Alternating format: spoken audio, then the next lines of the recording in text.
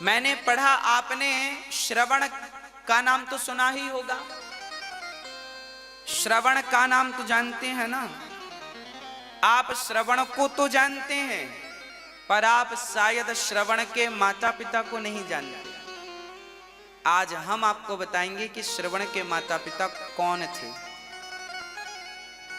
श्रवण के माता पिता अयोध्या वासी थे।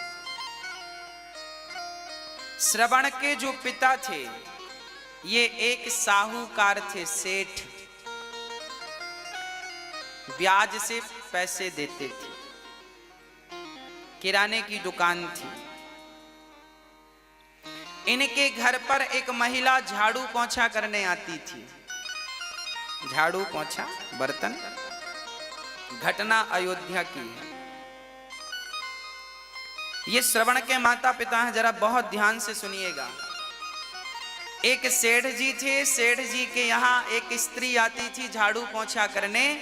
तो सेठ जी उस स्त्री को देखते रहते थे और वो स्त्री भी सेठ को देखती थी। दोनों एक दूसरे को देखी और दोनों में प्यार व्यार हो गया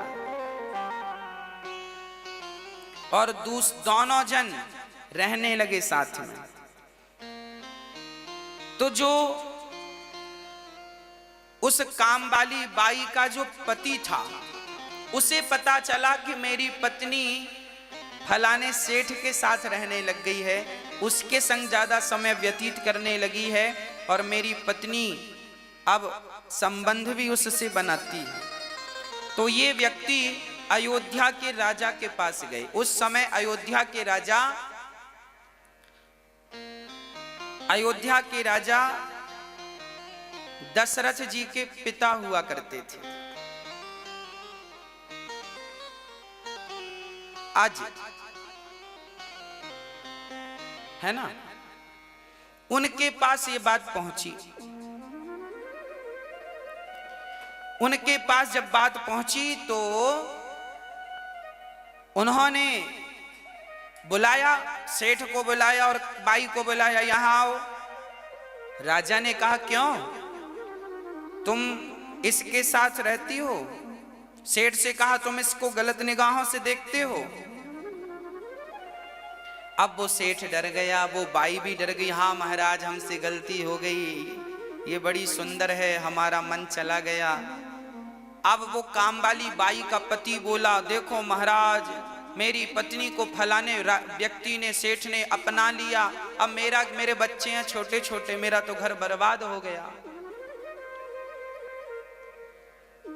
जब इनका अपराध इन्होंने स्वीकार कर लिया तब राजा ने दंड दिया। अब बताओ ऐसों को क्या दंड मिलना चाहिए? तब राजा ने आज्ञा दी कि इन दोनों ने ये गलती इसलिए की है क्योंकि इन दोनों ने एक दूसरे को देखा है, इसलिए दोनों की आंख फोड़ दी जाए, यही इनका दंड है। तो राजा ने उस बाई की और उस सेठ की आंख फोड़वा दी। ये तो न्याय हो गया। क्या हो गया? ये न्याय। और उसके काम वाली के पति ने कहा अब मैं इस महिला को, इस स्त्री को पत्नी के रूप में स्वीकार नहीं करूंगा। वो तो चला गया। अब राजा ने विचार किया कि यदि ये दोनों हमारे राज्य में रहेंगे तो इनको देखकर कल किसी और की निगाहें ना बिगड़ जाए।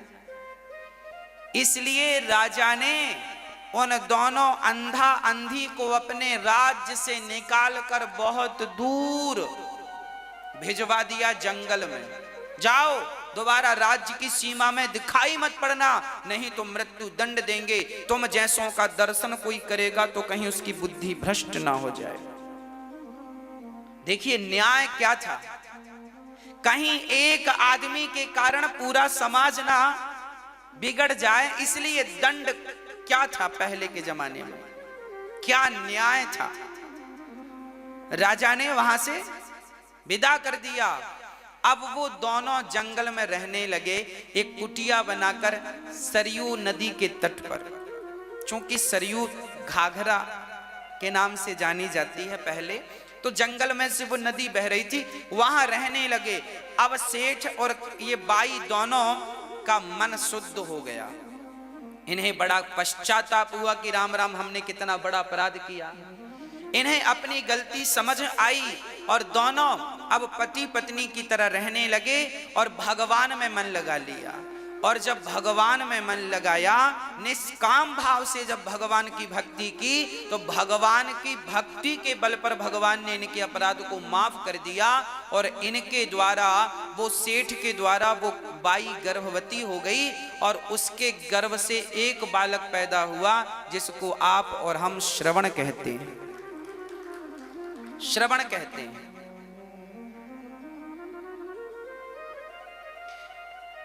फिर श्रवण अपने माता पिता की सेवा करने लगे।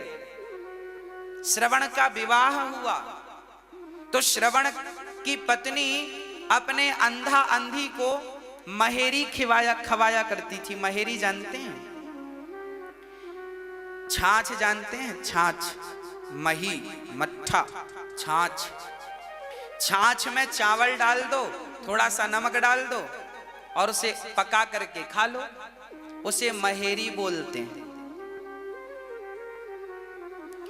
तो जो श्रवण की पत्नी थी, वो अपने अंधा अंधी को छाछ में चावल पका करके खवाती थी और अपने पति को दूध में चावल पकाकर, मतलब खीर खवाती थी। अच्छा, दोनों दिखने में एक से दिखते थे। तो श्रवण के माता पिता सामने ही बैठ के खट्टी खीर खाते थे और ये मीठी खीर खाते थे।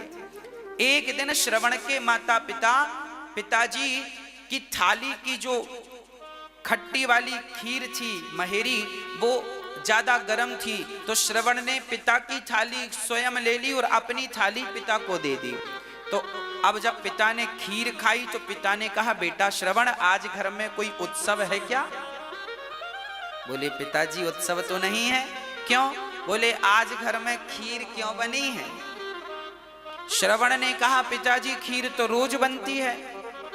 ना बेटा, मैं तो आज पहली बार खीर खाया हूं। अब श्रवण ने पिता की थाली जब उठाकर चेहवा पे रखी तो खट्टी थी।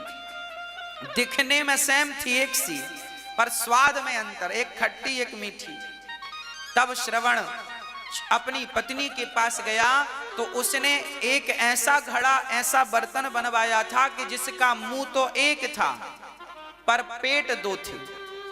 एक तरफ वो मही छाछ पकाती थी चावल के संग और एक तरफ दूध पकाती थी चावल के संग, शक्कर मिश्री डालकर।